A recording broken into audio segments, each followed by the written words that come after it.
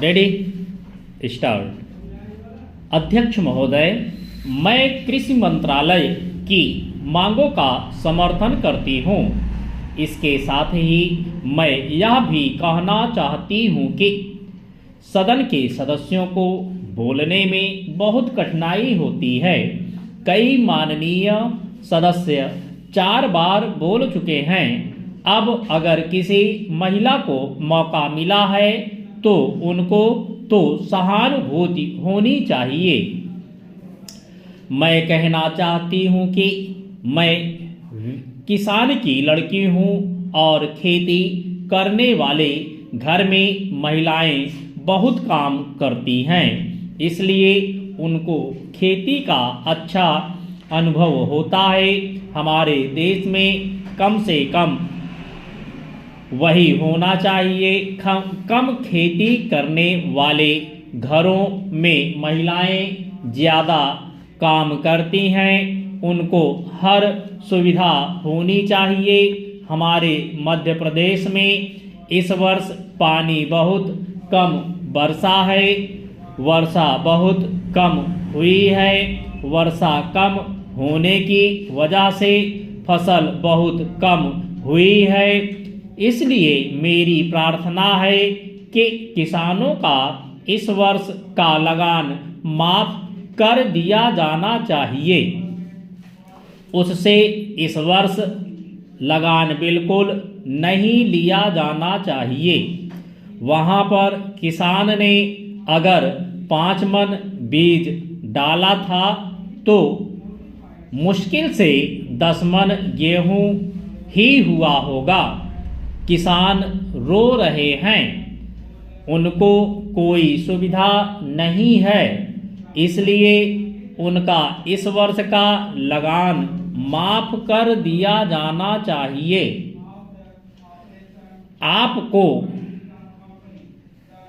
चाहिए कि आप गेहूं की कीमत निर्धारित कर दें।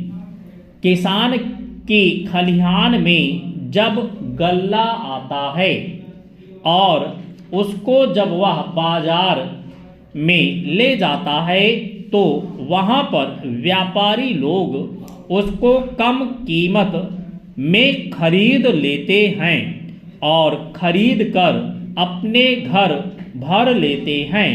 बाद में जब जनवरी फरवरी का महीना आता है उस समय उसको दुगने या उससे भी अधिक दामों पर बेचते हैं।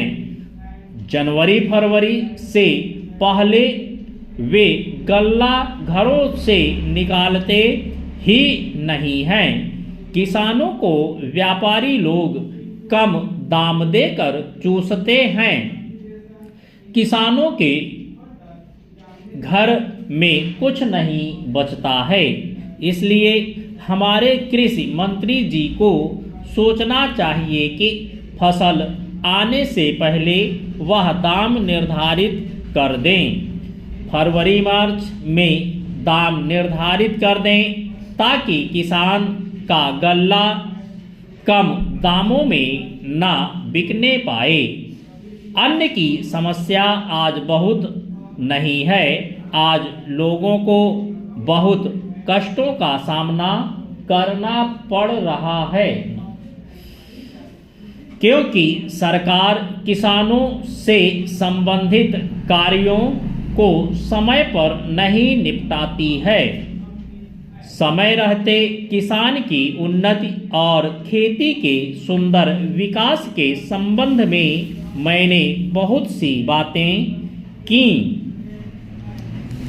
अध्यक्ष महोदय, राजस्थान में जनता को बड़ी कठिनाई है। वहाँ सूखा पड़ा हुआ है, मवेशी मर रहे हैं। ऐसे जो स्थान हैं वहाँ आपको कदम उठाने चाहिए।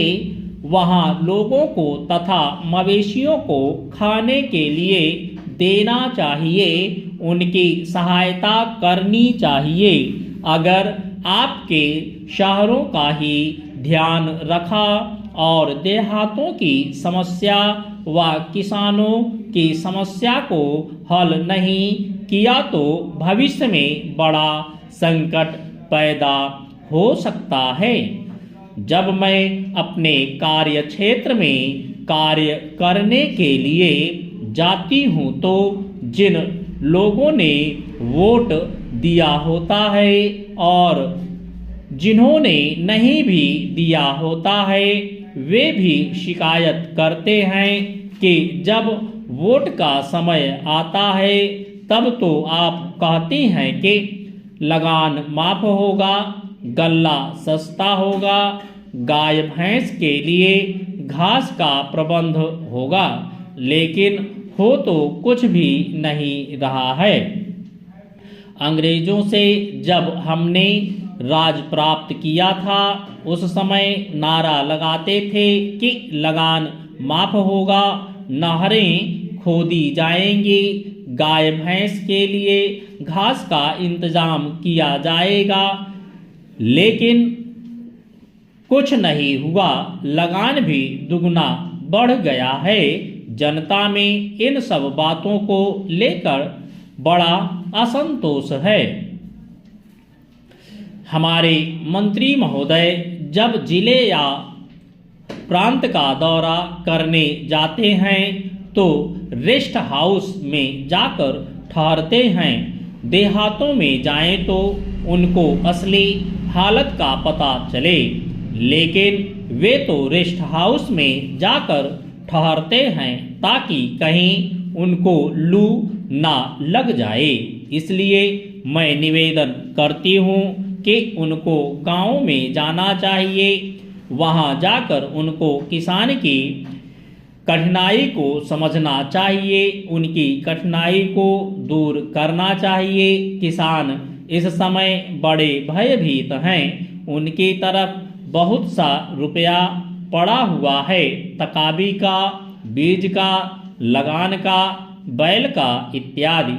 कलेक्टर या तहसीलदार उनको आज बहुत परेशान कर रहे हैं।